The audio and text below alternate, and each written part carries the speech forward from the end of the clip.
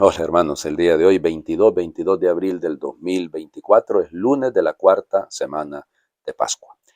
Hoy es día de San Agapito I, Papa. Fue Papa, fíjense, solamente un año, del año 535 al 36. Interesante, porque en un año hizo unas cosas que hay que ver, defendiendo la doctrina de la Iglesia. Se supone que él debe haber nacido en Roma en el año 490, más o menos. Era hijo de un sacerdote que va a morir en esas revueltas que se dieron en Roma unos años más tarde del nacimiento de él, terribles, y entonces de ahí va a morir su padre. Él sigue todos los pasos, digamos, de la carrera eclesiástica en aquel entonces, y entonces pues llegará a ser, cuando fallece el Papa, tocayo mío, Juan II, entonces a él lo elige como él era en ese momento arcediano, era como más o menos el párroco, digamos, de San Juan de Letrán, y entonces es elegido. Miren, ¿qué es lo que él vivió? Era una época compleja, porque en el Oriente, y acuérdense que en ese momento, pues el Imperio Romano de Occidente ya no existe, ¿no? Ha desaparecido en el año 476, entonces lo que sobrevive era el Imperio Romano de Oriente, que era romano, claramente era romano.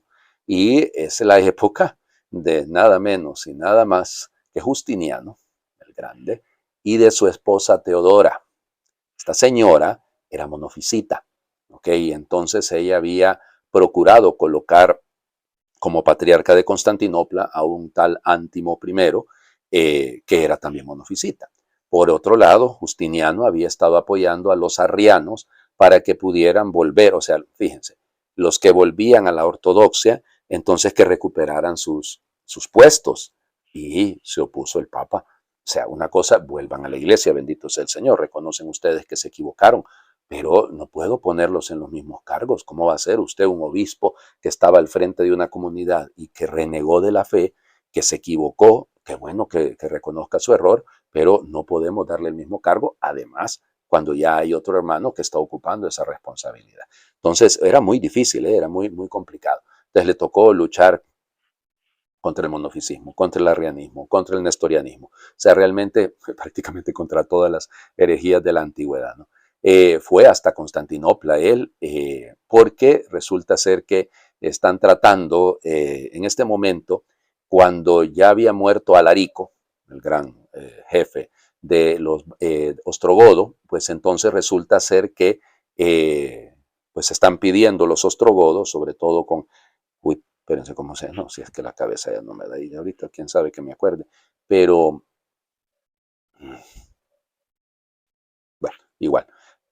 Teodato, se llamaba Teodato, llamémoslo el rey de los ostrogodos. Este Teodato, ¿cómo se llama? Le pide a él que por favor vaya hasta Constantinopla y intervenga con el emperador para que logre que no sigan avanzando las tropas de los bizantinos. En ese momento, vamos, esta es la época de Belisario, de Narcete, los grandes generales bizantinos que habían logrado recuperar buena parte del occidente romano, y entonces habían ya conquistado Sicilia, y bueno, entonces a pedir que por favor no siguieran avanzando para que no se rompiera la unidad que había en ese momento en Italia. Llega allí, evidente se enfrenta sobre todo con la Teodora, y va a morir prácticamente a los meses de haber llegado, un 22 de abril del año 536.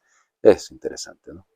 Una figura, ya les digo, muy especial por lo que significa defender la iglesia hasta el final, aunque tenga uno tantos enemigos, ¿no? Vamos a las lecturas del día de hoy. La primera lectura, ya saben, siempre del libro de los Hechos de los Apóstoles. Leemos ahora el capítulo 11 y leemos 18 versículos, del 1 al 18. En aquellos días los apóstoles y los hermanos que vivían en Judea se enteraron de que también los paganos habían recibido la palabra de Dios. Cuando Pedro regresó a Jerusalén, los circuncidados le hicieron reproches, diciendo: has entrado en la casa de unos incircuncisos y has comido con ellos. Entonces Pedro les contó desde el principio lo que le había pasado. Estaba yo en la ciudad de Jaffa en oración cuando tuve una visión y vi algo semejante, un gran mantel que, sostenido por las cuatro patas, bajaba del cielo hasta donde yo me encontraba. Miré con atención aquella cosa y descubrí que había en ella toda clase de cuadrúpedos, fieras, reptiles y aves. Oí luego una voz que me decía: levántate, Pedro, mata el animal que quieras y come. Pero yo le respondí: ni pensarlo, Señor, jamás he comido nada profano o impuro. La voz del cielo me habló de nuevo: no tengas tú por impuro lo que Dios ha hecho puro. Esto se repitió 3 veces y luego todo fue recogido hacia el cielo. En aquel instante se presentaron en la casa donde yo estaba 3 hombres que venían de Cesarea con un recado para mí. El Espíritu me dijo entonces que me fuera con ellos sin dudar. También fueron conmigo estos 6 hermanos y todos entramos en casa de aquel hombre. Él nos contó cómo había visto de pie ante él a un ángel que le dijo, manda a buscar a Jafa, a Simón llamado Pedro. Lo que él te diga te traerá la salvación a ti y a tu familia.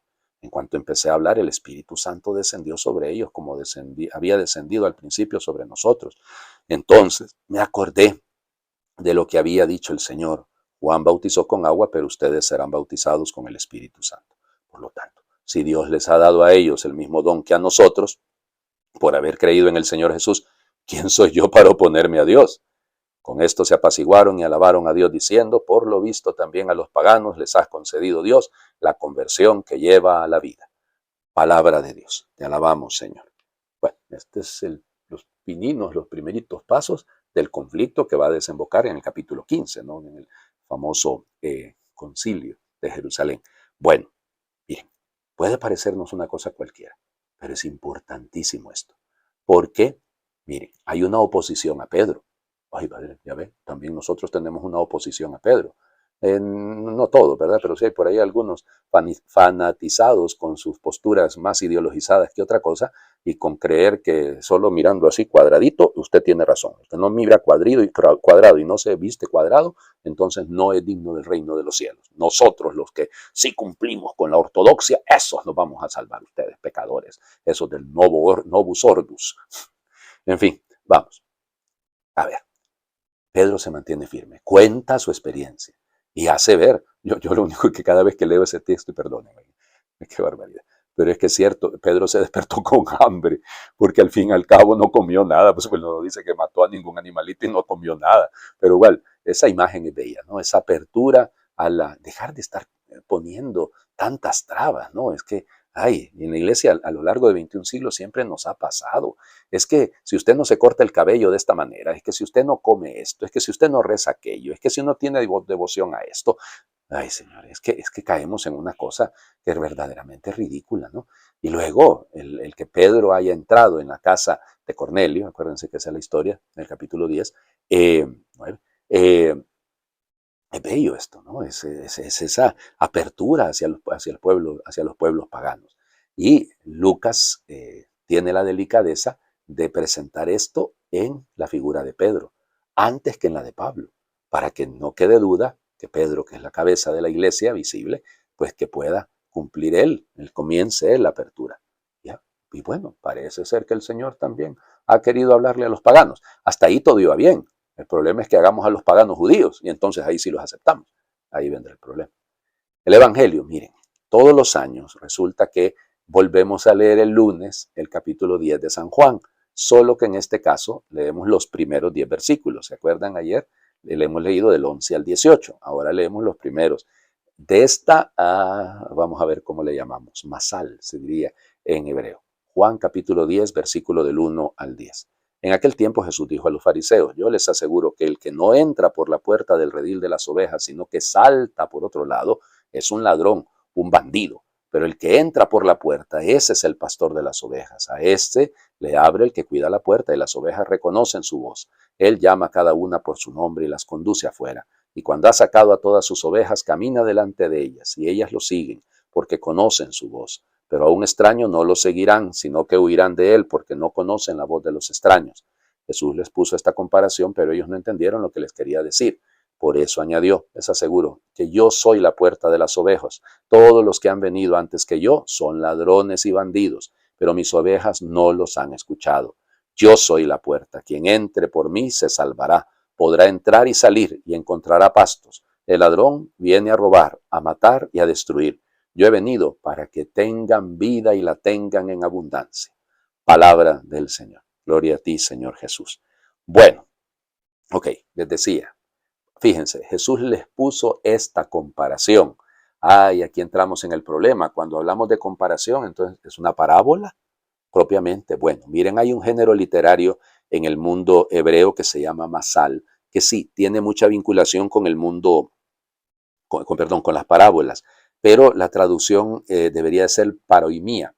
La paroimía es una paros, es una una comparación efectivamente de elementos de la vida cotidiana que permiten que usted, como le diría, llegue a profundizar algunos elementos a partir de cosas más sencillas, si lo quieren. Entonces Jesús utiliza una imagen, solo que noten, aquí dice a quién iba dirigida esta paroimía. Iba dirigida a los fariseos.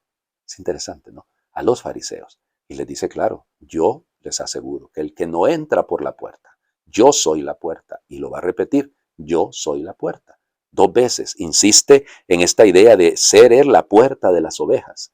Miren, ahí dicen los expertos, no lo digo yo, que muchas veces esta idea de la puerta que se abre, cira, ton probatón, la puerta de las ovejas, es cira, ¿ya? Claro, en el latín es más fácil, ¿no? Porque algunos dicen portas, pues las portas son las de las ciudades, ya en latín, y la llanua es la puerta de nuestras habitaciones, no es diferente. Pero aquí está el griego, es cira, ¿ya? Y entonces, la puerta, sí, ¿a qué se refiere? Dicen algunos que el mismo hecho, pues parece ser que era el pastor mismo el que impedía el paso de las ovejas, el que le detenía para que entraran. No había propiamente una puerta, sino que él era el que conducía a las ovejas hacia los prados y luego las regresaba hacia el lugar. Yo sé que a nosotros eso nos suena rarísimo, ¿no? Pero es la época. Dormían en el mismo ambiente, dormían incluso en las mismas casas. O sea, eso era parte del asunto, semejantes enfermedades, Dios mío. En fin, pero así era, esa era la manera. Entonces, que Él sea la puerta, Él indica, pero miren, a mí, perdonen, hay 2 cosas que me llaman la atención y perdón, pero sí tengo que terminar. Primero es esa idea de podrán entrar, salir. Qué bonito, ¿verdad? Es esa la libertad del que uno encuentra al saberse amado. Cuando uno se encuentra con una relación tóxica, con una relación que lo andan a uno, aquí lo tienen en el cuello, papita, y lo tienen en la nuca, lo tienen ahí vigilado y le andan vigilando el celular y le andan vigilando para dónde sale, a qué hora viene. Te tardaste 1 minuto más en regresar a la casa. Había tráfico. Mucho, te tardaste 1 minuto.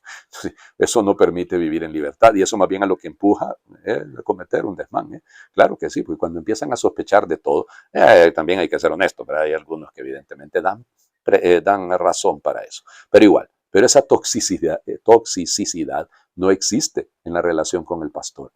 Él, como nos conduce, Él es el que nos lleva, Él sale, Él entra. Eso es lo bello, ¿no? Una relación en esa libertad. ¿Por qué? Porque esa libertad es la que nos da la vida. Y no una vida cualquiera, una vida en abundancia. Aquí está la clave. Esta es la clave. No es una vida más, es la vida plena, es la vida total. Yo creo que eso tenemos que valorarlo porque ese es el sentido de nuestra fe, el poder vivir en esa vida, ¿cómo se llama? Aquí evidentemente también hay otro problema con los que han venido antes que mí. Bueno, evidente, ¿a quién se refiere? Está hablándole a los fariseos. Probablemente se refiere a eso, ¿no? Bueno, vamos, hagamos oración. Señor, todos queremos ser felices, plenamente felices. Tú has puesto en nuestro corazón el deseo de una felicidad infinita, pero no siempre acertamos a entrar por la puerta que conduce a esa felicidad, a esa salvación. Y a veces llegamos a pensar que no existe esa puerta, que nunca podremos disfrutar una felicidad a la medida de nuestro corazón. Pero tú, Jesús, nos dices que existe una puerta, que nos hace entrar en la familia del Padre, en el calor de su casa. Tú, Jesús, eres la puerta, el paso hacia la salvación, hacia la felicidad que colmará todos nuestros deseos. Eres la puerta que nunca está cerrada, ni tiene aduanas, que está abierta siempre y a todos, sin exclusiones, sin privilegios. Puerta abierta para entrar y para salir. No quieres que tus hijos te amemos a la fuerza. Tú eres una puerta abierta también y de forma especial a los que nos sentimos pecadores. Tú nos esperas para abrazarnos, para perdonarnos, para curarnos, para transformar y renovar nuestra vida, para llenarla de alegría plena y duradera. Amén. Señor esté con ustedes y les bendiga a Dios por intercesión de San Agapito, el que es Padre, Hijo y Espíritu Santo, y su bendición descienda, les acompañe siempre. Muy feliz lunes para todos. Cristo ha resucitado, verdaderamente ha resucitado.